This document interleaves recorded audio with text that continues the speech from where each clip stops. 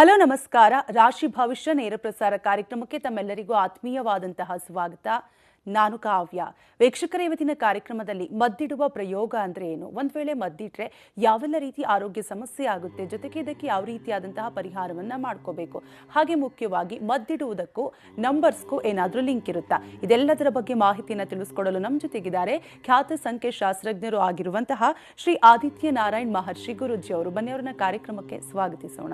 ಗುರುಗಳೇ ನಮಸ್ತೆ, ಕಾರ್ಯಕ್ರಮಕ್ಕೆ ಸ್ವಾಗತ. ನಮಸ್ಕಾರ ಗುರುಜಿ. ಮೊದಲನೇದಾಗಿ ನಿಮಗೆ ಯುಗಾದಿ ಹಬ್ಬದ ಹಾರ್ದಿಕ ಶುಭಾಶಯಗಳು. ವಂದನೆಗಳು. ತಮಗೂ ವೀಕ್ಷಕ ಬಾಂಧವರೆಲ್ಲರೂ ಕೂಡ ಯುಗಾದಿ ಹಬ್ಬದ ಹಾರ್ದಿಕ ಶುಭಾಶಯಗಳು. ಎಸ್ ಗುರುಜಿ, ಇನ್ನು ಇತ್ತೀಚಿನ ದಿನಗಳಲ್ಲಿ ಮದ್ದಿಡುವುದು ಅನ್ನುವಂಥದ್ದನ್ನ ಸರ್ವೇ ಸಾಮಾನ್ಯವಾಗಿ ಕೇಳ್ತಾನೆ ಇರ್ತೀವಿ. ಸೊ ಈ ಮದ್ದಿಡುವುದು ಅಂದ್ರೆ ಏನು, ಇದರಲ್ಲಿ ಯಾವೆಲ್ಲ ಬಗೆಗಳಿವೆ ಅನ್ನೋದನ್ನ ಮೊದಲು ತಿಳಿಸ್ಕೊಡಿ ಗುರುಗಳೇ. ಮದ್ದಿಡು ಅಂತಕ್ಕಂಥದ್ದು ಇವತ್ತಿನ ಕಾಲಮಾನದಲ್ಲ, ರಾಜ ಮಹಾರಾಜರ ಕಾಲಗಳಿಂದ ಕೂಡ ಆಗ್ತಾ ಇದ್ರು, ಈಗಲೂ ಹಾಕ್ತಿದ್ದಾರೆ, ಇನ್ನು ಮುಂದೆ ಕೂಡ ಹಾಕ್ತಾರೆ. ಇದೊಂದು ಬಹಳ ಕೆಟ್ಟ ಚಾಳಿ ಇದು. ಯಾಕಂದರೆ ಮನುಷ್ಯನಿಗೆ ಒಂದಲ್ಲ ಒಂದು ಸಮಸ್ಯೆಗಳು ಬರ್ತಾ ಇದೆ ಅಂತಂದಾಗ ಆ ಸಮಸ್ಯೆಗಳಲ್ಲಿ ನಾನಾ ರೀತಿಯಾಗಿರ್ತಕ್ಕಂತಹ ಬಗೆಗಳಿದ್ದಾವೆ. ಆ ಸಮಸ್ಯೆಗಳು ಒಬ್ಬ ಮನುಷ್ಯನಿಗೆ ಬರುತ್ತೆ ಅಂತಂದಾಗ ಜಾತಕವಿರ್ತಕ್ಕಂಥ ಕರ್ಮಫಲಗಳಿಗೆ ಒಂದು ಸಂಪರ್ಕ ಇರ್ತದೆ. ಆ ಸಂಪರ್ಕಗಳನ್ನು ನಾವು ಜಾತಕ ಮುಖಾಂತರ ತಿಳ್ಕೊಳ್ದೇ ಇದ್ದ ಪಕ್ಷದಲ್ಲಿ ಇದೇನಾಗುತ್ತೆ, ಯಾವುದಾದ್ರು ಒಂದು ಸಂದರ್ಭದಲ್ಲಿ ಪ್ರತಿಯೊಬ್ಬರು ಜೀವನದಲ್ಲಿ ಒಂದಲ್ಲ ಒಂದು ಸಂದರ್ಭದಲ್ಲಿ ಇಂತಹ ಮದ್ದಿಡು ಪ್ರಯೋಗಕ್ಕೆ ಒಳಗಾಗಲೇಬೇಕಾಗ್ತದೆ. ಮದ್ದಿಡು ಅಂದರೆ ಏನು? ಮದ್ದನ್ನು ಹೊಟ್ಟೆಗೆ ಹಾಕುವುದು. ಈ ಮದ್ದನ್ನು ಹೊಟ್ಟೆಗೆ ಹಾಕುವುದರಲ್ಲಿ ಹಲವಾರು ಬಗೆಗಳಿದ್ದಾವೆ, ಆಯಿತಾ. ಈ ಮದ್ದನ್ನು ಹಾಕತಕ್ಕಂತಹ ವಿಚಾರದಲ್ಲಿ ಭಾಳಷ್ಟು ಜನ ಭಾಳಷ್ಟು ಗೊಂದಲಗಳನ್ನ ಈಡಾಗಿದ್ದಾರೆ. ಕಾರಣ ಏನಪ್ಪ ಅಂತಂದರೆ, ಕೆಲವರಿಗೆ ಅದರದೇ ಆದಂಥ ಕೆಲವು ಸೂಚನೆಗಳು ಸಿಕ್ಕಿದ್ರೆ ಕೆಲವರಿಗೆ ಸೂಚನೆಗಳು ಸಿಗೋದೇ ಇಲ್ಲ. ಇಡೀ ಜೀವನ ಪೂರ್ತಿ ಒಂದಲ್ಲ ಒಂದು ಸಮಸ್ಯೆಗಳನ್ನ ಅನುಭವಿಸ್ತಾ ಇರ್ತಾರೆ. ಆದರೆ ಯಾವುದೋ ಒಂದು ಸಂದರ್ಭದಲ್ಲಿ ಅವರಿಗೆ ಅರಿವಾಗ್ತದೆ, ಹೌದು ನಮಗೆ ಈ ಥರ ಏನೋ ಆಗಿದೆಯಾ ಅಂಥೇಳಿ. ಅದಕ್ಕೆ ಹಲವಾರು ಸೂಚನೆಗಳನ್ನು ನಾನು ನಿಮಗೆ ಕೊಡ್ತೀನಿ. ವಿಶೇಷವಾಗಿ ಮದ್ದು ಹಾಕ್ತಕ್ಕಂಥದ್ದು ಎರಡು ಬಗೆಯಲ್ಲಿ. ಯಾವುದು ಅಂತಂದರೆ, ಒಂದು ಹೆಲ್ತು, ವೆಲ್ತು, ಮತ್ತು ಉದ್ಯೋಗ, ಎಜುಕೇಷನ್ನು, ಪ್ರೊಫೆಷನ್ನು, ಮ್ಯಾರಿಡ್ ಲೈಫು, ಸಂತಾನ ಮತ್ತು ಅಭಿವೃದ್ಧಿ. ಇದು ಯಾವುದು ಆಗಬಾರ್ದು ಅಂಥೇಳಿ ಈ ಮದ್ದನ್ನು ಪ್ರಯೋಗ ಮಾಡಿಬಿಡ್ತಾರೆ. ಹಾಗೆಯೇ ಇನ್ನೊಂದು ಪ್ರಯೋಗ ಅಂತ ಏನಪ್ಪ ಅಂತಂದರೆ ವಶೀಕರಣ. ನನ್ನ ಮಾತು ಕೇಳಬೇಕು, ನಾನು ಹೇಳ್ದಂಗೆ ಕೇಳಬೇಕು, ನನ್ನ ಥರನೇ ಇರಬೇಕು, ನನ್ನ ಬಿಟ್ಟು ಎಲ್ಲೂ ಹೋಗಬಾರ್ದು. ಈ ರೀತಿ ಸ್ವಾರ್ಥ ಗುಣ ಹೊಂದಿರತಕ್ಕಂತಹ ಹಲವಾರು ಜನ ಇವತ್ತು ಭಾಳಷ್ಟು ಕಡೆ ಇಂತಹ ಪ್ರಯೋಗಗಳಿಗೆ ಈಡಾಗ್ತಿದ್ದಾರೆ, ಈ ಪ್ರಯೋಗಗಳನ್ನ ಮಾಡ್ತಿದ್ದಾರೆ. ಆದರೆ ಇದಕ್ಕೂ ಗ್ರಾಹಕಗಳಿಗೆ ಏನೋ ಸಂಬಂಧ ಇದೆಯಾ ಅಂತಂದರೆ ಖಂಡಿತವಾಗಿ ಸಂಬಂಧ ಇದೆ. ಯಾಕಂದರೆ ಭಾಳಷ್ಟು ಕಡೆ ನಾವು ಹೇಳ್ತಾ ಇರ್ತೀವಿ ಸರ್ವಂ ನವಗ್ರಹಮಯಂ ಅಂತೇಳಿ. ಅಂದರೆ ನವಗ್ರಹಗಳಲ್ಲಿ ನಮ್ಮ ಕರ್ಮಾನುಸಾರ ನೆಗೆಟಿವ್ ಪಾಸಿಟಿವ್ ಅಂತಕ್ಕಂಥ ಒಂದು ವೈಬ್ರೇಷನ್ಸ್ ಏನಿದೆ, ಆ ವೈಬ್ರೇಷನ್ಸು ಕರ್ಮಗಳ ಆಧಾರದ ಮೇಲೆ ಪ್ರತಿಯೊಬ್ಬರ ಜೀವನದಲ್ಲೂ ಕೂಡ ಕೆಲಸ ಮಾಡ್ತಿರ್ತದೆ. ಅದಕ್ಕೆ ನಾನೆಲ್ಲ ಹೇಳೋದೇನಪ್ಪ ಅಂತಂದರೆ, ಪ್ರತಿಯೊಬ್ಬರು ಕೂಡ ಜನ್ಮದೋಷಗಳನ್ನು ನೋಡ್ಕೊಳ್ಳಿ. ನೋಡಿ, ಈ ಮದ್ದಿಡಿಗೂ ನಂಬರ್ಗೂ ಯಾವುದನ್ನ ಕನೆಕ್ಷನ್ಸ್ ಇದೆಯಾ ಅಂತಂದರೆ 7ನೇ ಸಂಖ್ಯೆಗೂ ಮದ್ದಿಡಿಗೂ ಸಂಬಂಧ ಇದೆ. ಮದ್ದು ಅಂದರೆ ಏನು? ಫಸ್ಟ್ ಆಫ್ ಆಲು ಮದ್ದು ಅಂದರೆ ವಿಷ. ಎಷ್ಟೋ ಜನ ಗೊತ್ತಿಲ್ಲ, ಮದ್ದು ಅಂದರೆ ಏನೋ ಅನ್ಕೊಂಡ್ಬಿಟ್ಟಿರ್ತಾರೆ. ಮದ್ದು ಅಂದರೆ ವಿಷ. ಈ ವಿಷಕ್ಕೆ ಅಧಿಪತಿಯಾಗಿರ್ತಕ್ಕಂಥವನು ಯಾರು ಅಂತಂದರೆ ಸರ್ಪ. ಈ ಸರ್ಪಕ್ಕೆ ಅಧಿಪತಿಯಾಗಿರ್ತಕ್ಕಂಥ ಸಂಖ್ಯೆ ಯಾವುದು ಅಂತಂದರೆ ರಾಹು ಮತ್ತು ಕೇತು. ಒಂದು ಸರಿ ನಿಮ್ಮ ಹೊಟ್ಟೆಯಲ್ಲಿ ಏನಾದರೂ ಮದ್ದು ಬೀಳ್ತು ಅಂತಂದರೆ ಅದು ಆ ವಿಷ ಏನಾಗ್ತದೆ, ಪರಿವರ್ತನೆ ರೂಪವಾಗಿ ಕೇತು ದೋಷವಾಗಿ ಪರಿವರ್ತನೆ ಆಗಿಬಿಡ್ತದೆ. ಈ ಕೇತು ದೋಷ ಯಾವಾಗ ನಿಮ್ಮಲ್ಲಿ ಪರಿವರ್ತನೆ ಆಗ್ತದೆ ಹೊರತು ನಿಮಗದು ಗೊತ್ತಾಗೋದೇ ಇಲ್ಲ. ಅರ್ಥ ಆಯ್ತಲ್ಲ? ಇದು ನಾಗದೋಷಕ್ಕೆ ಅಥವಾ ಸರ್ಪದೋಷಕ್ಕೆ ಕಾರಣವಾಗಿಬಿಡ್ತದೆ. ಇಂಥ ಸಂದರ್ಭದಲ್ಲಿ ನೀವು ಎಲ್ಲೆಲ್ಲೋ ಹೋಗ್ತೀರಾ, ಏನೇನೋ ಮಾಡ್ತೀರಾ, ಅಲ್ಲಿ ತೆಗೆಸ್ಕೊಂಡೆ, ಇಲ್ಲಿ ತೆಗೆಸ್ಕೊಂಡೆ, ಹಾಗೆ ತೆಗೆದು ಈಗ ತೆಗೆದು ಭಾಳ ಜನ ಹೇಳ್ತಾರೆ. ಇವತ್ತು ಒರಿಜಿನಲ್ ಯಾವುದು ಡೂಪ್ಲಿಕೇಟ್ ಯಾವುದು ಅಂತ ನಮಗೆ ಗೊತ್ತಾಗೋದಿಲ್ಲ. ಆದರೆ ಇವತ್ತು ಭಾಳಷ್ಟು ಕಡೆ ತೆಗಿತಾರೆ. ಆದರೆ ತೆಗೆಯೋದು ಏನು ಮಾಡ್ತಾರೆ ಅಂದರೆ ಮದ್ದನ್ನು ಮಾತ್ರ ತೆಗಿತಾರೆ. ಆದರೆ ಆ ವಿಷದಲ್ಲಿ ಉತ್ಪತ್ತಿಯಾಗಿರ್ತಕ್ಕಂತಹ ಆ ಸರ್ಪದೋಷವನ್ನು ಯಾರೂ ತೆಗೆಯೋದಿಲ್ಲ. ಯಾರಿಗೂ ಈ ವಿಷಯಗಳು ಗೊತ್ತೇ ಇಲ್ಲ. ಅದಕ್ಕೆ ಭಾಳ ಜನ ಹೇಳ್ತಾರೆ ಅಂದರೆ, ನಾನು ಅಲ್ಲಿ ತೆಗೆಸ್ದೆ ಸರಿ ಹೋಗಲಿಲ್ಲ, ಇಲ್ಲಿ ತೆಗೆಸ್ದೆ ಸರಿ ಹೋಗಲಿಲ್ಲ, ನಾನು ಎಷ್ಟೋ ಕಡೆ ತೆಗೆಸ್ಬಿಟ್ಟಿದ್ದೀನಿ. ಭಾಳ ಜನ 100-200 ಟೈಮು ತೆಗೆಸ್ಬಿಟ್ಟಿದ್ದಾರೆ. ಆದರೆ ಎಲ್ಲೂ ಕೂಡ ಅವರಿಗೆ ವಾಸಿ ಆಗ್ತಿರಲ್ಲ. ಅವ್ರದ್ದೇ ಆದಂತಹ ಒಂದು education, health, wealth, prosperity, profession, ಉದ್ಯೋಗ, ಮ್ಯಾರಿಡ್ ಲೈಫು, ಸಂತಾನ, ಎಲ್ಲಾದ್ರ ಕಡೆ ಒಂದಲ್ಲ ಒಂದು ಪ್ರಾಬ್ಲಮ್ಗಳನ್ನ ಅವ್ರು ಫೇಸ್ ಮಾಡ್ತಾ ಇರ್ತಾರೆ.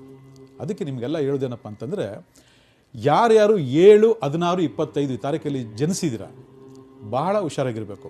ಯಾಕಂದರೆ ಜನ್ಮತಃ ಒಂದು ಕನೆಕ್ಟಿವಿಟಿ, ಜನ್ಮತಃ ಒಂದು ಸಂಪರ್ಕ ಇದ್ದ ಪಕ್ಷದಲ್ಲಿ ಅದು ನಮಗೆ ಗೊತ್ತಿಲ್ಲದೇ ಇಂತಹ ಒಂದು ಕರ್ಮ ಫಲಗಳು ನಮ್ಮನ್ನು ಕರ್ಕೊಂಡು ಹೋಗ್ಬಿಡ್ತದೆ. ಅದಕ್ಕೋಸ್ಕರನೇ ನಾನು ಅಲ್ಲಿ ತೆಗೆಸ್ಕೊಂಡ್ರೆ ಸರಿ ಹೋಯಿತು ಅಂತ ಅಲ್ಲ. ಜಾತಕದಲ್ಲಿ ಮುಖಾಂತರ ಕೇತು ಲಗ್ನ ಭಾವದಲ್ಲಿದ್ದಾನ, ಅಥವಾ ಜಾತಕದಲ್ಲಿ ಕೇತು ಭಗವಾನ್ ಯಾವುದಾದ್ರು ಉಚ್ಚ ಗ್ರಹಗಳ ಜೊತೆ ಇದ್ದಾನ, ಅಥವಾ ನೀಚ ಗ್ರಹಗಳ ಜೊತೆ ಸಂಬಂಧವನ್ನು ಹೊಂದಿದ್ದಾನ, ಇದೆಲ್ಲವನ್ನು ನೋಡ್ಕೋಬೇಕಾಗ್ತದೆ. ಬರ್ತ್ ನಂಬರ್ 7 ಅಥವಾ ಫ್ಯೂಚರ್ ನಂಬರ್ 7 ಇತ್ತು ಅಂತಂದರೆ, ಅಥವಾ 7-16-25 ಈ ತಾರೀಕಲ್ಲಿ ಹುಟ್ಟಿದರೆ ನಿಮಗೆ 100% ಏನಾಗುತ್ತೆ, ಒಂದಲ್ಲ ಒಂದು ಟೈಮಲ್ಲಿ ನಿಮಗೆ ಇಂತಹ ಒಂದು ಪ್ರಾಬ್ಲಮ್ಗಳು ಸಿಕ್ಕಾಕೊಳ್ತೀರ. ಅದರಿಂದ ಜಾತಕ ಮುಖ ನೋಡ್ಕೊಳ್ತಕ್ಕಂಥ ಈ ವಿಧಾನದಲ್ಲಿ ಯಾವಾಗ ಕೇತು ದಶೆ ಶುರು ಆಗ್ತದೆ ಆವಾಗಲೂ ಕೂಡ ನಿಮಗೆ ಇಂತಹ ಪ್ರಾಬ್ಲಮ್ ಬರೋದಕ್ಕೆ ಸಾಧ್ಯ ಆಗಿರ್ತದೆ.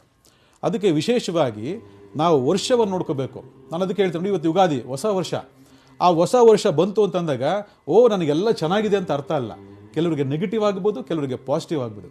ಅದಕ್ಕೆ ಪ್ರತಿ ವರ್ಷ ಕೂಡ ನಾವು ಜನವರಿ 14, ಮಾರ್ಚ್ 23 ಮತ್ತು ನವಂಬರ್ 17 ಈ ಕಾಲಮಾನಗಳಲ್ಲಿ ನಾವು ನೋಡ್ಕೊಳ್ತಾ ಇರಬೇಕು. ಈ ವರ್ಷ ಹೇಗಿದೆ, ಮುಂದಿನ ವರ್ಷ ಹೇಗಿದೆ, ನನಗೆ ಈ ವರ್ಷ ಅನುಕೂಲವಾಗಿದೆಯಾ, ಮುಂದಿನ ವರ್ಷ ಅನಾನುಕೂಲವಾಗಿದೆಯಾ, ಇವೆಲ್ಲ ನೋಡ್ಕೋಬೇಕು.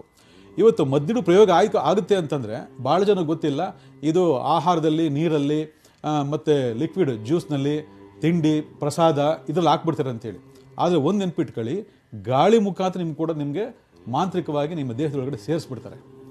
ನೀವು ತಿನ್ನುವಂಥ ಆಹಾರ ಪದಾರ್ಥಗಳು ಜನರಲ್ಲಾಗಿ ನಾವೆಲ್ಲ ಏನು ಊಟ ಮಾಡ್ತೀವಿ, ಏನು ತಿಂತೀವಿ, ಆ ಪದಾರ್ಥಗಳಲ್ಲೂ ಕೂಡ ಮಾಂತ್ರಿಕವಾಗಿ ಮಾಡಿಬಿಟ್ಟು ಹೊರಗಡೆ ಹಾಕ್ಬಿಟ್ಟ ಅಂತಂದರೆ ನೀವು ಆ ಪದಾರ್ಥ ತಿಂದಿದ ತಕ್ಷಣ ನಿಮಗದು ಮದ್ದಾಗಿ ಕನ್ವರ್ಟ್ ಆಗಿಬಿಡ್ತದೆ. ಈ ಮದ್ದು ಅಂತಕ್ಕಂಥದ್ದು ಕನ್ವರ್ಟ್ ಆಯಿತು ಅಂತಂದರೆ ನೀವು 100% ನೀವು ಸರ್ಪದೋಷಕ್ಕೆ ಸಿಕ್ಕಾಕೊಳ್ತೀರಿ. ಈ ಸರ್ಪದೋಷವನ್ನು ನಾವು ಪರಿಹಾರಗಳು ಮಾಡ್ಕೊಳ್ಬೇಕು. ಆ ಪರಿಹಾರ ಮಾಡ್ಕೊಳ್ತಿದ್ದ ಪಕ್ಷದಲ್ಲಿ ಏನಾಗುತ್ತೆ, ಒಂದಲ್ಲ ಒಂದು ಪ್ರಾಬ್ಲಮ್ಸ್ ನಮ್ಮನ್ನು ಫೇಸ್ ಮಾಡ್ತಾನೇ ಹೋಗ್ತಾ ಇರುತ್ತೆ. ಈಗ ಕೇತು ಅಂದ್ರೇನು, ಕತ್ರಿ ಅಂತ ಹೇಳ್ತೀವಿ. ಕೇತು ಒಂದ್ಸರಿ ಕತ್ರಿ ಆಯಿತು ಅಂತಂದರೆ ಅದು ನಿಮ್ಗೆ ಗೊತ್ತಿಲ್ಲದೇ ಎಲ್ಲೋ ಒಂದು ಕಡೆ ನಿಮ್ಮ ಎಲ್ಲ ಒಂದು ಏನು ಜೀವನದಲ್ಲಿ ಈ ಬಾಲ್ಯ, ಯೌವನ, ಮಧ್ಯಮ, ಮುಪ್ಪು ಅಂತ ಏನು ಹೇಳ್ತೀವಿ, ಆ ಹಂತಗಳು ಬೇಕಾಗಿರ್ತಕ್ಕಂಥ ಯಾವುದೇ ಅವಕಾಶಗಳನ್ನು ಅದು ಎಲ್ಲ ಕಟ್ ಮಾಡಿ ಬಿಸಾಕ್ಬಿಡ್ತದೆ. ನಿಮಗೆ ಗೊತ್ತೇ ಆಗಲ್ಲ, ಅದಾಗಲ್ಲ ಇದಾಗಲ್ತೀವಿ. ಹೊಟ್ಟೆ ಒಳಗಡೆ ನಾವು ಆ ವಿಷಯ ಇಟ್ಕೊಂಡಿರ್ತೀವಿ, ಹೊಟ್ಟೆ ಒಳಗಡೆ ಆ ವಿಷಯವನ್ನು ನಾವು ಡೆವಲಪ್ ಮಾಡ್ಕೊಳ್ತಾ ಇರ್ತೀವಿ. ಆದರೆ ನಮಗೆ ಗೊತ್ತೇ ಆಗೋದಿಲ್ಲ. ಆದರೆ ಇನ್ನೂ ಒಂದು ವಿಷಯ ಏನಪ್ಪ ಅಂದರೆ, ನಾವು ತಿನ್ನುವಂಥ ಮಾತ್ರೆ, ನಾವು ತಿನ್ನುವಂಥ ಔಷಧಿ, ಇಂಗ್ಲೀಷ್ ಔಷಧಿ ಏನಿದೆ ಇದು ಕೂಡ ವಿಷ.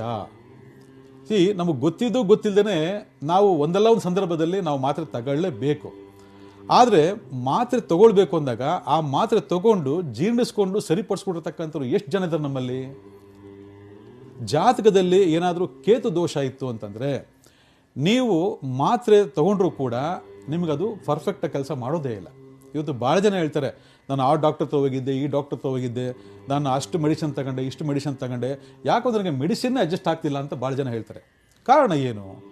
ಎಲ್ಲ ಮೆಡಿಷನ್ನು ಒಂದೇ ಅಂತಲ್ಲ, ಆದರೆ ನಿಮಗೆ ಅದು ಸೂಟಬಲ್ ಆಗಿಲ್ಲ ಅಂತಂದಾಗ ನಿಮ್ಮ ಒಳಗಡೆ ಆಲ್ರೆಡಿ ಈ ಕೇತು ಭಗವಾನ್ ಇರಬೇಕು. ಆಗ ಈ ಮಾತ್ರೆ ಔಷಧಿ ತಗೊಂಡ ಸಂದರ್ಭದಲ್ಲಿ ಅದು ವಿಷವಾಗಿ ಪರಿವರ್ತನೆ ಆಗುತ್ತಂದರೆ, ವಿಷ ಅಂತಂದ್ರೆ ಸರ್ಪ, ಸರ್ಪ ಅಂತಂದರೆ ನಂಬರ್ 7, ನಂಬರ್ 4. ಆದರೆ ನಂಬರ್ 4 ಭಾಗ ಬೇರೆ, ಆದರೆ ಮದ್ದಿಗೆ ಬರ್ತಕ್ಕಂಥದ್ದು ನಂಬರ್ 7 ಕೇತು ಗ್ರಹನೇ. ಅದಕ್ಕೆ ಭಾಳ ಜನಕ್ಕೆ ನನಗೆ ತುಂಬ 7 ಫಾಲೋ ಮಾಡ್ತಾ ಇದೆ ಅಂತ ಹೇಳ್ತಾರೆ. 7 ನಿಮ್ಗೆ ಯಾಕೆ ಫಾಲೋ ಮಾಡುತ್ತೆ ಅನ್ನೋದ್ರ ಬಗ್ಗೆ ಒಬ್ಬರು ಯೋಚನೆ ಮಾಡೋದಿಲ್ಲ. 7 ಅಂದರೆ ನಮಗೆ ಹೆವನ್ ಅಂದ್ಕೊಂಡ್ಬಿಡ್ತಾರೆ. ಆದರೆ 7 ಅಂದರೆ ಯವನ್ ಅಂತಲ್ಲ. ಅಲ್ಲಿ ಎಲ್ಲೋ ಒಂದು ಕಡೆ ನಿಮಗೆ ಗೊತ್ತಿಲ್ಲದೇನೆ ಈ ಸರ್ಪದೋಷಗಳು ನಿಮ್ಮನ್ನು ಹಿಂಬಾಲಿಸ್ತಾ ಇದೆ, ಈ ಮದ್ದು ಮುಖಾಂತರ ಅಂತೇಳಿ ಭಾಳಷ್ಟು ಜನಕ್ಕೆ ಗೊತ್ತೇ ಇರೋದಿಲ್ಲ. ಅದಕ್ಕೋಸ್ಕರನೇ ಇವತ್ತು ನಾವು ಜಾತಕವನ್ನು ಬಗ್ಗೆ ಯಾಕೆ ಹೇಳ್ತೀವಿ ಅಂತಂದರೆ, ಜನ್ಮದೋಷಗಳ ಬಗ್ಗೆ ಭಾಳ ಗಮನ ಕೊಡಬೇಕು. ಅದಾದ ಮೇಲೆ ನಾವು ವಾಸ ಮಾಡ್ತಕ್ಕಂತಹ ವಾಸಸ್ಥಾನದಲ್ಲಿರ್ತಕ್ಕಂತಹ ವಾಸಸ್ಥಾನದ ಪರಿವರ್ತನೆ ನೋಡ್ಕೊಳ್ಬೇಕು. ನಮಗೆ ಗೊತ್ತಿಲ್ಲದೇ ಎಲ್ಲೋ ಒಂದು ಕಡೆ ನಮಗೆ ಆ ಪ್ರಾಬ್ಲಮ್ಸ್ ನಮಗೆ ಇಂಡಿಕೇಟ್ ಮಾಡ್ತಾ ಇರ್ತದೆ, ಬಟ್ ನಮಗೆ ಗೊತ್ತಾಗೋದಿಲ್ಲ. ಆದರೆ ಈ ಮನೆಗೆ ಬಂದಮೇಲೆ ನನಗೆ ಈ ಥರ ಪ್ರಾಬ್ಲಮ್ ಶುರು ಆಯಿತು ಅಂತಕ್ಕಂಥದ್ದು ನಾವು ಭಾಳ ಜನ ಕೇಳ್ಪಟ್ಟಿದ್ದೀವಿ. ಕಾರಣ ಏನು? ನಾನು ಆ ಮನೇಲಿ ತುಂಬ ಚೆನ್ನಾಗಿದ್ದೆ, ಈ ಮನೇಲಿ ನಮಗೆ ಸರಿ ಇಲ್ಲ. ಮನೆ ಅಂದರೆ ಎಲ್ಲ ಒಂದೇ, ಭೂಮಿಯೆಲ್ಲ ಒಂದೇ, ಆಗಲ್ಲ ಅದು. ಆದರೆ ನಿಮ್ಮ ಪರಿವರ್ತನೆಗಳಿಗೆ ನಿಮ್ಮ ಕರ್ಮಾನುಸಾರ ಆಯಾ ಗ್ರಹಗಳ ಒಂದು ಆಕ್ಟಿವೇಶನ್ ಅಥವಾ ಆಯಾ ಗ್ರಹಗಳ ಒಂದು ಪರಿವರ್ತನೆ ನಿಮಗೆ ಶುರು ಆದಾಗ ನಿಮಗೆ ಗೊತ್ತಿಲ್ಲದೇ ನಿಮ್ಗೆ ಕರ್ಕೊಂಡೋಗಿ ಮದ್ದಾಕ್ಸ್ಬಿಡುತ್ತೆ. ನಿಮಗೆ ಗೊತ್ತಿಲ್ಲದೆ ಕರ್ಕೊಂಡೋಗಿ ಯಾವುದೋ ಒಂದು ದುರದೃಷ್ಟಕರವಾಗಿರ್ತಕ್ಕಂತಹ ನೆಗೆಟಿವ್ ಇರ್ತಕ್ಕಂಥ ಮನೆಗೆ ನಿಮ್ಮ ತೊಗೊಂಡೋಗ್ಬಿಡ್ತದೆ. ನಿಮಗೆ ಗೊತ್ತಿಲ್ಲದೇ ನಿಮ್ಮ ಆಕ್ಟಿವಿಟೀಸ್ಗಳಲ್ಲಿ ಭಾಳಷ್ಟು ಚೇಂಜಸ್ಗಳಾಗ್ತಾ ಹೋಗುತ್ತೆ, ನೆಗೆಟಿವ್ ಆಗಿ ಚೇಂಜಸ್ ಆಗ್ತಾ ಹೋಗುತ್ತೆ. ಅದಕ್ಕೆ ಇವೆಲ್ಲ ಪುನರಾವರ್ತನೆ ಆಗ್ತಿರ್ತ ಸಂದರ್ಭದಲ್ಲಿ ಒಂದು ನಾಲೆಡ್ಜ್ ತಿಳ್ಕೊಬೇಕು ನಾವು. ಹೌದು, ಇದು ನಿಜ, ಇದು ಸತ್ಯ, ಎಲ್ಲೋ ಗೊತ್ತಿಲ್ಲದೆ ಯಾವುದೋ ಒಂದು ಕೆಲಸ ಆಗ್ತಿದೆ ಅಂತೇಳಿ. ಈ ಪರಿವರ್ತನೆಗಳನ್ನು ನಾವು ಎಲ್ಲಿವರೆಗೂ ಮಾಡ್ಕೊಳ್ಳಲ್ಲ, ಆವಾಗ ನಂಬರ್ 7 ನಮಗೆ ಆಕ್ಟಿವೇಶನ್ಲೇ ಇದ್ಬಿಡ್ತಾನೆ. ನಂಬರ್ 7 ಆಕ್ಟಿವೇಶನ್ ಇತ್ತು ಅಂತಂದರೆ ನಮಗೆ ಗೊತ್ತಿಲ್ಲದೇ ನಮಗೆ ಈ ಸರ್ಪದೋಷಗಳು ನಮಗೆ ಕಾಡ್ಲಿಕ್ಕೆ ಶುರು ಆಗ್ತದೆ. ಅದಕ್ಕೆ ಎಷ್ಟೋ ಕಡೆ ನಾವು ಮದ್ದು ತೆಗೆಸ್ಕೊಂಡೆ ಅಂತಂದರೆ ಅವ್ರು ಯಾರಿಗೂ ಮದ್ದು ತೆಗಿಯೋರಿಗೆ ಈ ನಾಲೆಡ್ಜು ಗೊತ್ತಿದ್ರೂ ಕೂಡ ಅದನ್ನು ಅಪ್ಲಿಕಬಲ್ ಮಾಡಲಿಕ್ಕೆ ಗೊತ್ತಾಗೋದಿಲ್ಲ. ಅದಕ್ಕೆ ಏನೋ ಒಂದು ಮಾಡಿ ಮದ್ದು ತೆಗೆಸಿ ನಿಮ್ಮನ್ನು ಕಳಿಸ್ಬಿಡ್ತಾರೆ, ಅಥವಾ ಅವರೇ ಹಾಕ್ಬಿಟ್ಟು ನಿಮಗೆ ನೋಡಿ ತೆಗೆದು ಹೋಗಿ ಅಂತ ಕಳಿಸ್ತಾರೆ. ಕೆಲವರು ಸೈಕಾಲಜಿ ಎಫೆಕ್ಟು ಏನೂ ಇರೋದಿಲ್ಲ, ಹೌದು ನನಗೆ ಹಾಕಿದ್ದಾರೆ ಅಂತೇಳಿ ಅದೊಂದು ಇದು ಕೂಡ ಕೇತು ದೋಷವೇ. ಭ್ರಮೆ ಹುಟ್ಟಿಸ್ಬಿಡ್ತಾನೆ ಅವನು. ಆ ಭ್ರಮೆ ಹುಟ್ಟಿಸಿದಾಗ ಏನಾಗ್ತದೆ, ಬೇರೆಯವ್ರು ಏನು ಮಾಡ್ತಾರೆ, ಅದನ್ನು ಆಯ್ತಪ್ಪ ತೆಗೆದಿದ್ದೀನಿ ಹೋಗಪ್ಪ ಅಂತ ಕಳಿಸ್ತಾರೆ. ಬಟ್ ಅವನಿಗೆ ಆ ಭ್ರಮೆ ಇದ್ದೇ ಇರ್ತದೆ. ಈ ಭ್ರಮೆಗೆಲ್ಲ ಉತ್ಪತ್ತಿ ಆಗ್ತಕ್ಕಂಥ ಯಾವುದು ಅಂದರೆ ಇದೇ ಕೇತು ಭಗವಾನಿಂದ. ಅದರಿಂದ ಈ ಕೇತು ಭಗವಾನ್ ಜಾತಕದಲ್ಲಿ ಯಾವ ಜಾಗದಲ್ಲಿ ಅಂತಕ್ಕಂಥದ್ದು ವೆರಿ ವೆರಿ ಇಂಪಾರ್ಟೆಂಟ್. ಎಸ್ ಗುರುಗಳೇ, ಇನ್ನು ಯಾಕೆ ಈ ರೀತಿಯಾದಂತಹ ಮದ್ದಿಡುವ ಕೆಲಸವನ್ನ ಮಾಡ್ತಾರೆ? ಅವ್ರಿಗೆ ಇದರಿಂದ ಏನು ಲಾಭ ಆಗುತ್ತೆ ಗುರುಗಳೇ? ಎಲ್ರಿಗೂ ಕೂಡ ಇದೊಂದು ಪ್ರಶ್ನೆ ಇದ್ದೇ ಇರುತ್ತೆ. ಹಾಗಾಗಿ ಇಲ್ಲಿ ವಿಶೇಷವಾಗಿ ಹೇಳ್ತಕ್ಕಂಥ ಏನಪ್ಪ ಅಂದರೆ, ನಾಗಲಿದೆ ಕರ್ಮ ಫಲಗಳು, ನಮ್ಮ ಜಾತಕದಲ್ಲಿರ್ತಕ್ಕಂಥ ಕರ್ಮ ಫಲಗಳು, ಅಥವಾ ನಮ್ಮ ವಂಶದಲ್ಲಿ ಆಗಿರತಕ್ಕಂತಹ ಈ ಸರ್ಪದೋಷಕ್ಕೆ ಸಂಬಂಧಪಟ್ಟಂಥ ವಿಧಾನಗಳು, ಈ ಕೇತು ಭಗವಾನ್ ಅಂತಂದಾಗ ಇದರ ಇನ್ನೊಂದು ಪ್ರತಿರೂಪ ಅಂತ ತಗೊಂಡಾಗ ಹುತ್ತ ಅಂತ ನಾವು ಕರಿತೀವಿ. ಈ ಹುತ್ತಗಳನ್ನು ಯಾರಾದರೂ ಹೊಡೆದು ಹಾಕಿದರೆ ನಿಮಗೆ ಕೇತು ಅಲ್ಲಿಂದನೇ ಆಕ್ಟಿವೇಶನ್ ಆಗಿಬಿಡ್ತಾನೆ. ಈ ಹುತ್ತ ಹೊಡೆದಾಗಿರ್ತಕ್ಕಂಥ ದೋಷಗಳನ್ನು ನಿಮಗೆ ಮತ್ತೆ ಅವನು ಜ್ಞಾಪಿಸಬೇಕು, ಅದನ್ನು ಪರಿಹಾರ ಮಾಡ್ಕೊಳ್ಬೇಕು ಅಂತಂದಾಗ ಕೇತು ಭಗವಾನ್ ಬಂದು ಏನು ನಿಮಗೆ ಹೇಳೋದಿಲ್ಲ ನಿಮಗೆ. ಆದರೆ ಈ ರೀತಿ ಯಾವುದಾದ್ರು ಒಂದು ಪ್ರಯೋಗಗಳ ಮೂಲಕ ನಿಮ್ಮನ್ನು ಜಾಗೃತ ಉಂಟು ಮಾಡ್ತಾನೆ. ಅದಕ್ಕೆ ನಾವು ಹೇಳೋದೇನಂತಂದರೆ, ಯಾವುದೇ ಒಂದು ಪ್ರಾಬ್ಲಮ್ ಶುರು ಆಯಿತು ಅಂದರೆ ಮದ್ದು ಹಾಕಿದಾರೆ ನಾವು ಮದ್ದಾಗಿಸ್ಕೊಂಡ್ಬಂದೆ ಅಂತ ಅರ್ಥ ಅಲ್ಲ. ಈ ಮದ್ದು ಯಾಕೆ ಬಿತ್ತು, ಇದರ ಹಿಂದೆ ಇರ್ತಕ್ಕಂತಹ ರಹಸ್ಯಗಳೇನು, ಜನ್ಮ ದೋಷಗಳೇನು ಅಂತ ತಿಳ್ಕೊಬೇಕು ನಾವು. ಓಕೆ ಗುರುಗಳೇ, ಸ್ವಾಗತ. ಒಬ್ರು ಕಾಲರ್ ರೆಡಿ ಇದ್ದಾರೆ, ದಾವಣಗೆರೆಯಿಂದ ಚೆನ್ನಮ್ಮ ಅಂತ ಹೇಳಿ. ನಮಸ್ತೆ ಚೆನ್ನಮ್ಮ ಅವರೇ. ನಮಸ್ಕಾರ. ಹೇಳಿ, ಯಾರ ಬಗ್ಗೆ ಕೇಳಬೇಕಿತ್ತು? ನಮ್ಮ ಮಗನ ಬಗ್ಗೆ. ಅವ್ರು ಹುಟ್ಟಿದ ದಿನಾಂಕ ಮತ್ತೆ ಸಮಯ ತಿಳಿಸಿ. ಅವರು ಹುಟ್ಟಿದ್ದು 1996 ಓಕೆ 7ನೇ ತಿಂಗಳು 12ನೇ ತಾರೀಕು ಬೆಳಗ್ಗೆ 8:30 9 ಗಂಟೆ ಒಳಗೆ. ಓಕೆ, ಮಾತಾಡಿ, ಗುರೂಜಿ ಇದ್ದಾರೆ. ಅಮ್ಮ ನಮಸ್ತೆ. ನಮಸ್ತೆ ಗುರೂಜಿ. ನಮಸ್ತೆ. ಏನು ಮಾಡ್ಕೊಂಡಿದ್ದಾರೆ ಮಗ? ಮಗ ಡ್ರೈವರ್ ಆಗಿ ಪ್ರೈವೇಟ್ ಬಸ್ಸಲ್ಲಿ ಮಾಡ್ತಿದ್ದಾನೆ, ವರ್ಕ್ ಮಾಡ್ತಿದ್ದಾನೆ. ಅವನಿಗೆ ಏನಾದ್ರು ತೋರಿಸ್ಬಿಟ್ಟಿತ್ತು ಅನ್ನೋದು ಇದು ಅಂತ. ನೋಡಿ, ನಾನು ಅದಕ್ಕೆ ಹೇಳೋದು, ನಾವು ಹುಟ್ಟುವಂಥ ಗ್ರಹಗತಿಗಳನ್ನು ನೋಡ್ಕೊಳ್ದೆ ಹೋದಾಗ ಯಾವುದೋ ಒಂದು ಕೆಲಸ ಮಾಡ್ಕೊಂಡು ನಾವು ಕಾಲ ಕಳೀತಾ ಇರ್ತೀವಿ. ಆ ಕಾಲ ಕಳಿಬೇಕು ಅಂತಂದಾಗ ಅದ್ರಲ್ಲಿ ನಮಗೆ ಏಳಿಗೆ ಆಗಬೇಕು. ಏಳಿಗೆ ಆಗಿಲ್ಲ ಅಂತಂದಾಗ ಇವತ್ತು ನಿಮ್ಮ ಮಗನಿಗೆ ಎಲ್ಲ ಅರ್ಧಂಬರ್ಧ, ಯಾವುದಲ್ಲೂ ಕೂಡ ಒಂದು ಸ್ಥಿರತೆ ಇಲ್ಲ. ಹೌದು ಅಲ್ವೋ? ಹಲೋ, ಹೌದು ಸರ್. ಹೌದು. ಅವನಿಗೆ ಹಾಂ, ಆಗಿದ್ದಾಗ ನಾವೇನು ಮಾಡಬೇಕು, ಜಾತಕ ಮುಖಾಂತರ ಯಾವ ಉದ್ಯೋಗ ಸೂಟಬಲ್ ಆಗುತ್ತೆ ಅಂತಕ್ಕಂಥ ತಿಳ್ಕೊಂಡು ಅದ್ರಲ್ಲಿ ಮುಂದುವರಿಬೇಕು. ಇಲ್ಲಿ ಜನ್ಮಶನಿ ದೋಷ ಇದೆ ಅಂದರೆ ಕುಲದೇವರಿಗೆ ಸಂಬಂಧಪಟ್ಟ ವಿಚಾರದಲ್ಲಿ ನಿಮ್ಮ ಕುಟುಂಬದಲ್ಲಿ ಆಗಿರ್ತಕ್ಕಂತಹ ಕೆಲವೊಂದು ಅಪಚಾರಗಳಿಂದ ಈತನಿಗೆ ಜನ್ಮಶನಿ ದೋಷ ಬಂದ್ಬಿಟ್ಟಿದೆ. ಅರ್ಥ ಆಯ್ತೇನಮ್ಮ? ಅದರಿಂದ ಈ ಕುಲದೇವರಿಗೆ ಸಂಬಂಧಪಟ್ಟಂತಹ ಬಾಧೆಗಳನ್ನು ನಿವೃತ್ತಿ ಮಾಡಿಕೊಂಡು ಅಗ್ರಿಕಲ್ಚರ್, ವ್ಯವಸಾಯಕ್ಕೆ ಸಂಬಂಧಪಟ್ಟಂತಹ ಒಂದು ಫೀಲ್ಡಲ್ಲಿ ತೊಡಗಿಸ್ಕೊಳ್ಳೋದ್ರಿಂದ ತುಂಬ ಅನುಕೂಲ ಆಗುತ್ತೆ. ದೇವಿ ದೇವಸ್ಥಾನಕ್ಕೆ ಪ್ರತಿ ಸೋಮವಾರ ಒಂದು 9 ಸೋಮವಾರ ಬರ್ಲಿಕ್ಕೆ ಹೇಳಿ, ತುಂಬ ಅನುಕೂಲ ಆಗುತ್ತೆ. ಒಳ್ಳೆಯದಾಗಲಿಮ್ಮ. ಧನ್ಯವಾದಗಳು ಚೆನ್ನಮ್ಮ ಅವರೇ, ಕರೆ ಮಾಡಿದ್ದಕ್ಕಾಗಿ. ಮತ್ತೊಬ್ರು ಕಾಲರ್ ರೆಡಿ ಇದ್ದಾರೆ, ಲೋಕೇಶ್ ಅಂತ ಹೇಳಿ. ನಮಸ್ತೆ ಲೋಕೇಶ್ ಅವರೇ. ನಮಸ್ಕಾರ. ಹೇಳಿ, ಯಾರ ಬಗ್ಗೆ ಕೇಳಬೇಕಿತ್ತು? ಮಗನ ಬಗ್ಗೆ. ಮಗನ ಹೆಸರು, ಹುಟ್ಟಿದ ದಿನಾಂಕ ಮತ್ತೆ ಸಮಯ ತಿಳಿಸಿ. ಪ್ರಮೋದ್ ಅಂತ. 5/4/93 4:10 ಸಂಜೆ. ಓಕೆ, ಮಾತಾಡಿ, ಗುರೂಜಿ ಇದ್ದಾರೆ. ಸರ್ ನಮಸ್ತೆ. ನಮಸ್ಕಾರ ಸರ್, ಯುಗಾದಿ ಹಬ್ಬದ ಶುಭಾಶಯಗಳು. Thank you sir. ನಿಮಗೂ ಯುಗಾದಿ ಹಬ್ಬದ ಶುಭಾಶಯಗಳು. ಏನು ಮಾಡ್ಕೊಂಡಿದ್ದೀರಿ? ನಾನು ರಿಟೈರ್ಡ್ ಇಂಜಿನಿಯರ್. ರಿಟೈರ್ಡ್ ಇಂಜಿನಿಯರಾ? ಹೌದು. ಓಕೆ. ಮನೆ ದೇವ್ರು ಯಾವ್ದು ನಿಮ್ಮದು? ವೀರಭದ್ರ ಸ್ವಾಮಿ.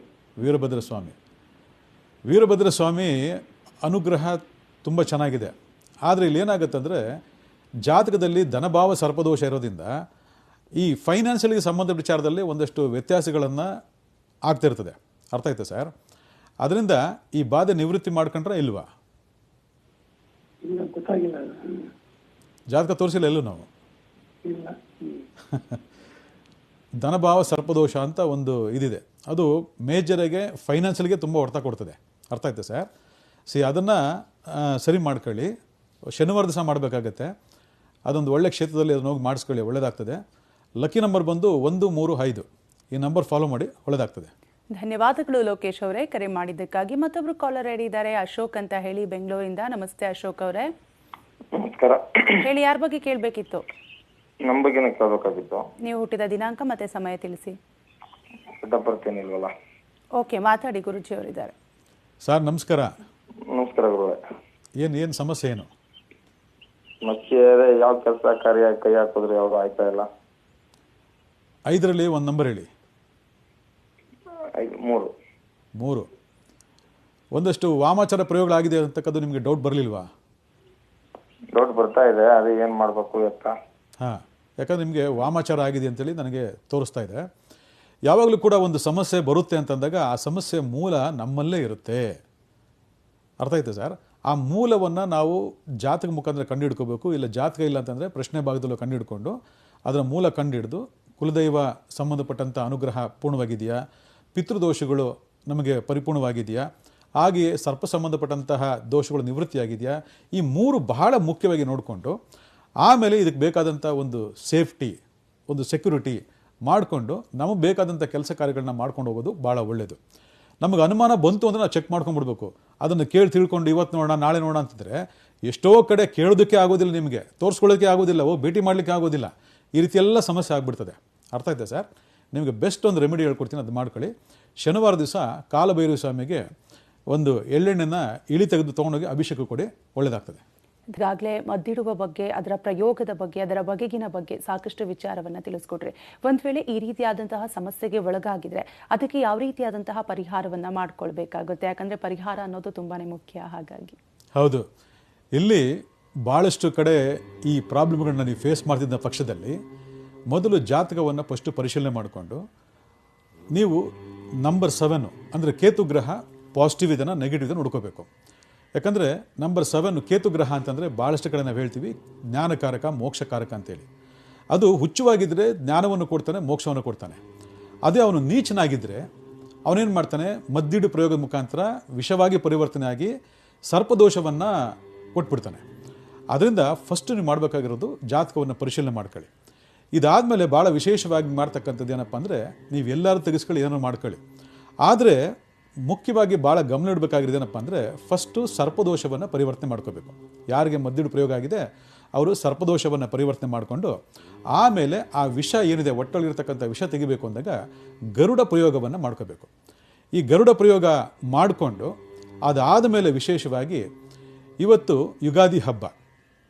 ಇವತ್ತು ಒಂದು ವಿಶೇಷ ಯಾಕೆ ಈ ಯುಗಾದಿ ಹಬ್ಬದ ದಿವಸ ಈ ಸಬ್ಜೆಕ್ಟ್ ತೊಗೊಂಡು ಬಂದೆ ಅಂತಂದರೆ, ಈ ಹಬ್ಬದ ದಿವಸವೇ ಭಾಳ ಜನಕ್ಕೆ ಈ ಮದ್ದಿಡು ಪ್ರಯೋಗ ಇದ್ದು ಅದು ಪರಿಹಾರ ಆಗ್ತಕ್ಕಂಥ ಒಂದು ಬಹಳ ಅದ್ಭುತವಾಗಿರ್ತಕ್ಕಂಥ ದಿನ. ನೀವೆಲ್ಲ ಮಾಡಬೇಕಾಗಿರೋ ಕೆಲಸ ಏನಪ್ಪ ಅಂತಂದರೆ, ಒಂದು ಸ್ವಲ್ಪ ಮನೆಯಲ್ಲಿ ಅರಿಶಿನ ಕುಂಕುಮ ತಗೊಳ್ಳಿ. ಅರಿಶಿನ ಕುಂಕುಮ ತೊಗೊಂಡು ಒಂದು ಸ್ವಲ್ಪ ಭಸ್ಮ ತಗೊಳ್ಳಿ. ಭಸ್ಮ ತೊಗೊಂಡು 3 ಏನು ಮಾಡಬೇಕು, ಮಿಕ್ಸ್ ಮಾಡ್ಕೊಳ್ಳಿ. 3 ಮಿಕ್ಸ್ ಮಾಡಿಕೊಂಡು ಒಂದು ಆಯಿಲ್ ತೊಗೊಳ್ಳಿ, ಆಯಿತಾ? ಒಂದು ಆಯಿಲ್ ತೊಗೊಂಡು ಆಯಿಲ್ ಇದನ್ನು ಮಿಕ್ಸ್ ಮಾಡಿಬಿಟ್ಟು ಉಂಡೆ ಕಟ್ಕೊಳ್ಳಿ. ಗೋಲಿ ಥರ ಒಂದು ಉಂಡೆ ಕಟ್ಟಿಬಿಟ್ಟು ನೀವೇನು ಮಾಡಬೇಕು, ಒಂದು ಕೈಯಲ್ಲಿಟ್ಕೊಂಡು ಯಾರಿಗೆ ಈ ರೀತಿಯಾದಂತಹ ಒಂದು ಮದ್ದಿಡು ಪ್ರಯೋಗ ಆಗಿದೆ ಒಂದು ಸಂಕಲ್ಪ ಮಾಡಿಕೊಂಡು ನೀವೇನು ಮಾಡಬೇಕು, ನಾಗದೇವರುಗಳಿಗೆ ಅಥವಾ ಸರ್ಪದೇವರುಗಳಿಗೆ ಪರಿಹಾರ ಆಗಲಿ ಅಂತೇಳಿ ಬೇಡ್ಕೊಂಡು ನೀವು ಇಳಿ ತಕ್ಕೊಳ್ಳಿ. 7 ಸರಿ ಮೇಲಿಂದ ಕೆಳಗಡೆ ತನಕ 7 ಸರಿ ಇಳಿ ತಕ್ಕೊಳ್ಳಿ. ಇಳಿ ತಕ್ಕೊಂಡು ಅದನ್ನು ಒಂದು ಪ್ಲೇಟಲ್ಲಿ ಇಟ್ಕೊಂಡು ಆಚೆಗಡೆ ಇಟ್ಕೊಂಡ್ಬಂದು ನೀವೇನು ಮಾಡಬೇಕು, ಆ ಒಂದು ಅರಿಶಿನ ಕುಂಕುಮ ಮತ್ತು ಭಸ್ಮ 3 ಮಿಕ್ಸ್ ಮಾಡ್ತಕ್ಕಂಥ ಆ ಒಂದು ಗೋಲಿ ಏನಿದೆ, ಉಂಡೆ ಏನಿದೆ, ಅದಕ್ಕೆ ನೀವೇನು ಮಾಡಬೇಕು, ಒಂದು ಸ್ವಲ್ಪ ಕರ್ಪೂರವನ್ನು ಪೌಡ್ರ್ ಮಾಡಿ ಹಾಕಬೇಕು. ಕರ್ಪೂರ ಪೌಡ್ರ್ ಮೇಲೆ ಹಾಕ್ಬಿಟ್ಟು ಅದಕ್ಕೆ ನೀವು ಕಡ್ಡಿಗೀರಿ ಬೆಂಕಿಯನ್ನು ಹಚ್ಚಿ ಸುಟ್ಟಾಕಿ. ನೋಡಿ, ಈ ರೀತಿ ಇವತ್ತು ಮಾಡಬೇಕು. ಯಾಕಂದರೆ ಭಾಳಷ್ಟು ಪರಿಹಾರಗಳು ನಿರ್ದಿಷ್ಟವಾಗಿರತಕ್ಕಂಥ ದಿನದಲ್ಲಿ ನಡೆದಾಗ ಅದರ ಒಂದು ಫಲಿತಾಂಶಗಳಲ್ಲಿ ಬಹಳ ಅದ್ಭುತವಾಗಿರತಕ್ಕಂಥ ಒಂದು ಫಲಿತಾಂಶ ಇರ್ತದೆ. ಇದು ಇವತ್ತು ಪ್ರತಿಯೊಬ್ಬರು ಯಾರ್ಯಾರು ಕಾರ್ಯಕ್ರಮ ನೋಡ್ತಿದ್ದೀರಾ, ನೀವು ನಿಮ್ಮ ಫ್ರೆಂಡ್ಸು, ನಿಮ್ಮ ಬಂಧು ಬಳಗ ಎಲ್ರಿಗೂ ನೋಡಿ. ಯಾಕಂದರೆ ಇವತ್ತು ದೊಡ್ಡ ಎಮ್ಮಹಾರಿಯಾಗಿ ನಡೀತಾ ಇದೆ. ನಾವು ಎಲ್ಲೇ ಒಂದು ತಿನ್ನಬೇಕು, ಕುಡಿಬೇಕು, ಮಾಡಬೇಕು ಅಂದಾಗ ಭಾಳ ಎಚ್ಚರಿಕೆಯಿಂದ ಇರಿ. ಯಾಕಂದರೆ ಇದು ಕಲಿಯುಗ. ಹೊಟ್ಟೆ ಉರಿ, ಜಲಸ್ಸು, ಸ್ವಾರ್ಥ, ಒಬ್ಬ ಬೆಳೀತಾ ಇದ್ದೇನೆ ಅಂದರೆ ಒಬ್ಬನು ತುಳಿಬೇಕು ಅಂತಕ್ಕಂಥ ಒಂದು ಮನೋಭಾವನೆಗಳು, ಇವೆಲ್ಲ ಭಾಳಷ್ಟು ಕಡೆ ನಮ್ಮಲ್ಲಿರೋದ್ರಿಂದ ನಮ್ಮ ಸ್ನೇಹಿತರ ವರ್ಗ ಆಗಿರಲಿ, ಬಂಧು ಬಳಗ ಆಗಿರಲಿ, ನಮ್ಮ ಕುಟುಂಬ ಆಗಿರಲಿ, ನಮ್ಮ ಜೊತೆ ಇರ್ತಕ್ಕಂಥ ವ್ಯಕ್ತಿಗಳಾಗಿರಲಿ, ಈ ಎಲ್ಲದರ ಕಡೆ ನಮಗೆ ಗೊತ್ತಿಲ್ಲದೆ ಅವರಲ್ಲಿ ಒಂದು ವಿಷ ಕಾಡ್ತಾನೆ ಇರ್ತದೆ. ಎಷ್ಟೋ ಜನಕ್ಕೆ ಮೈಯೆಲ್ಲ ವಿಷ ಇದೆ ಅಂತ ಹೇಳ್ತೀವಿ ನಾವು. ಅದು ಸ್ತ್ರೀಯರಾಗಿರ್ಬೋದು ಪುರುಷರಾಗಿರ್ಬೋದು ಮೈಯೆಲ್ಲ ವಿಷ ಇರ್ತದೆ. ಆ ವಿಷವನ್ನು ತೆಗೆದಕ್ಕೆ ಈ ಕೇತು ದೋಷವನ್ನು ಫಸ್ಟ್ ಪರಿವರ್ತನೆ ಮಾಡ್ಕೊಳ್ಳಿ, ಒಳ್ಳೆಯದಾಗ್ತದೆ. ಓಕೆ ಗುರುಗಳೇ, ಇವತ್ತಿನ ಕಾರ್ಯಕ್ರಮದಲ್ಲಿ ಮದ್ದಿಡುವ ಪ್ರಯೋಗ ಅಂದರೆ ಏನು, ಇದರಿಂದ ಯಾವೆಲ್ಲ ರೀತಿಯ ಅನಾಹುತಗಳು ಸಮಸ್ಯೆ ಆಗುತ್ತೆ, ಇನ್ನು ನಂಬರ್ಸ್ಗೂ ಮತ್ತು ಮದ್ದಿಡುವ ಪ್ರಯೋಗಕ್ಕೂ ಯಾವ ರೀತಿಯಾದಂತಹ ಲಿಂಕ್ ಇದೆ, ಇದೆಲ್ಲದರ ಬಗ್ಗೆ ಕೂಡ ತಿಳಿಸ್ಕೊಟ್ರಿ. ಧನ್ಯವಾದಗಳು ಗುರುಗಳೇ. ನಮಸ್ಕಾರ. ನೋಡಿದ್ರಲ್ಲ ವೀಕ್ಷಕರೇ, ಇನ್ನು ನೀವು ಕೂಡ ಯಾವುದೇ ರೀತಿಯಾದಂತಹ ಸಮಸ್ಯೆಯನ್ನು ಎದುರಿಸ್ತಾ ಇದ್ರೆ, ಆ ಸಮಸ್ಯೆಗೆ ಒಂದು ವೇಳೆ ಪರಿಹಾರ ಸಿಕ್ಕಿಲ್ಲ ಅಂದರೆ, ಜೊತೆಗೆ ನಿಮ್ಮ ಲಕ್ಕಿ ನಂಬರನ್ನು ಕೂಡ ಒಂದು ವೇಳೆ ತಿಳ್ಕೋಬೇಕು ಅಂದರೆ ಗುರೂಜಿಯವರನ್ನ ನೇರವಾಗಿ ಭೇಟಿಯಾಗ್ಬೋದು. ನಿಮ್ಮ ಟಿವಿ ಸ್ಕ್ರೀನ್ ಮೇಲೆ ಗುರೂಜಿಯವರ ಅಡ್ರೆಸ್ ಪ್ಲೇಟ್ ಬರ್ತಾ ಇದೆ. ಶ್ರೀ ಆದಿತ್ಯ ನಾರಾಯಣ್ ಮಹರ್ಷಿ 1033 ಬಾರ್ ಎ 13ನೇ ಮುಖ್ಯ ರಸ್ತೆ, ವಿಜಯ ಬ್ಯಾಂಕ್ ಲೇಔಟ್, ಬಿಳಿಕಹಳ್ಳಿ, ಬನ್ನೇರುಘಟ್ಟ